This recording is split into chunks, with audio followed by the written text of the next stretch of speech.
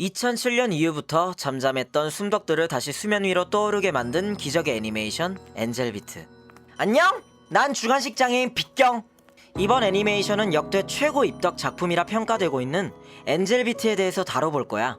일단 2010년 4월 3일 첫 방송이 시작이 되고 6월 26일 총화수 13화 1쿨로 완결이 되는데, 이 짧은 화수에도 불구하고 많은 화제를 낳아. 그로 인해 엔젤비트에 관련된 2차 창작물이 활발히 이뤄진 데다 전국에 있는 오도 급식충들이 천사복음을 전해주러 너도 나도 덕밍아웃을 한 뒤 전도를 하러 다녀. 님 애니 봄? 안 봄. 한 봐보셈. 개명작임. 아 닥쳐, 안 봐. 엔젤비트라고 진짜 개미쳤음. 안 봐. 야!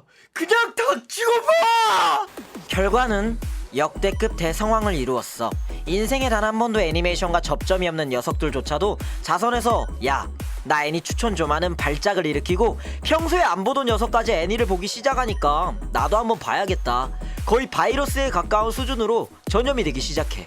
애니메이션 쪽 네이버 지식인에선 죄다 질문이 님들 엔젤비트 2기 나옴? 이런 말도 안 되는 희망을 품는 새끼들이 태반이었지.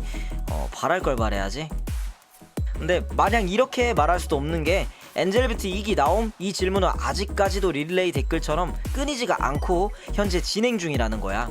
여기서 우리가 알 수 있는 건 엔젤비트가 6년이라는 많은 시간이 지났음에도 불구하고 입덕 작품으로선 거의 정점에 가까운 위치에 있다는 것.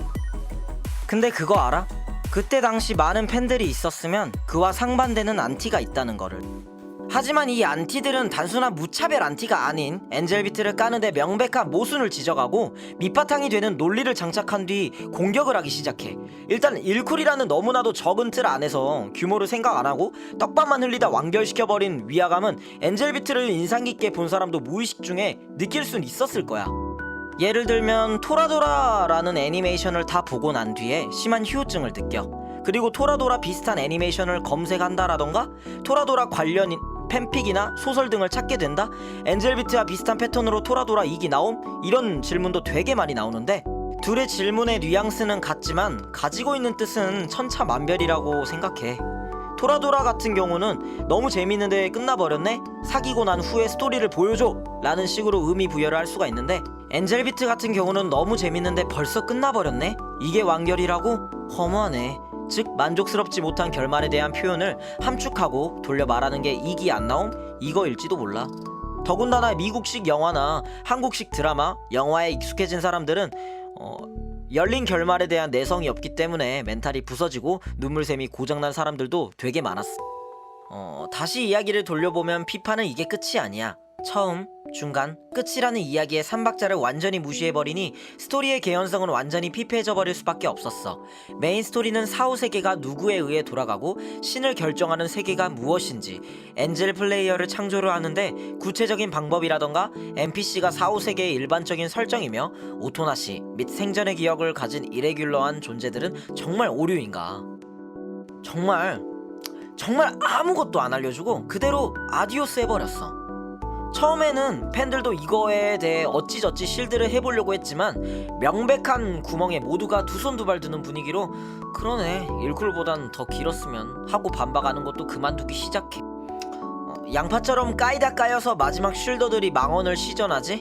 BD, DVD 판매량이 존나 높다구요! 하지만 이 망원도 그들의 진격에는 방해물이 전혀 될 수 없었어.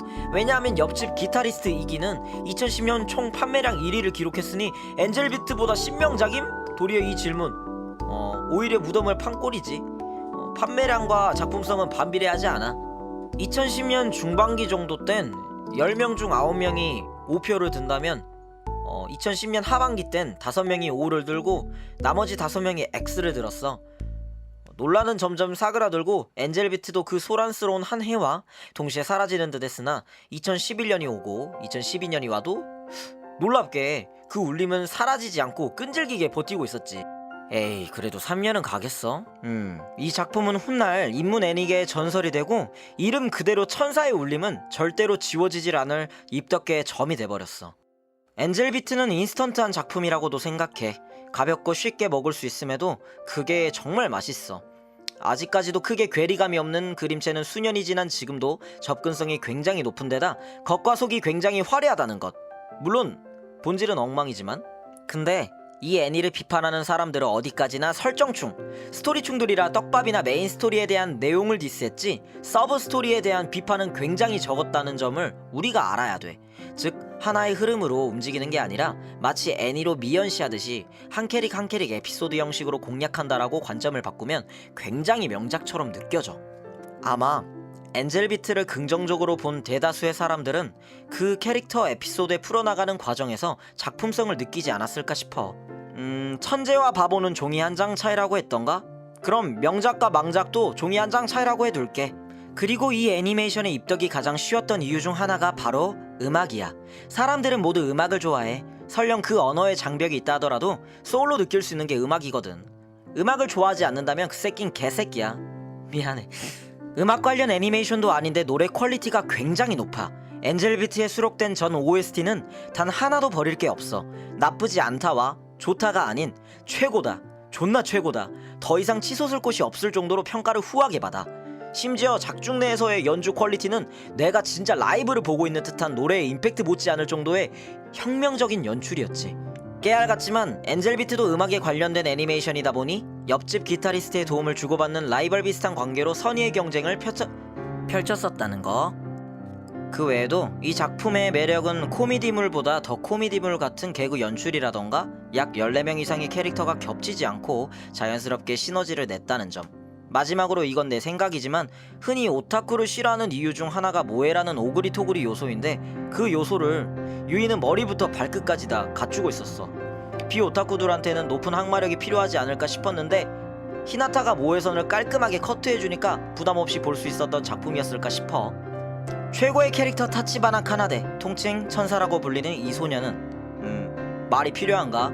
통칭 그대로 영적인 존재가 됩니다. 빙닥 장인이 2012년 오지엔에 강제 데뷔를 시킵니다.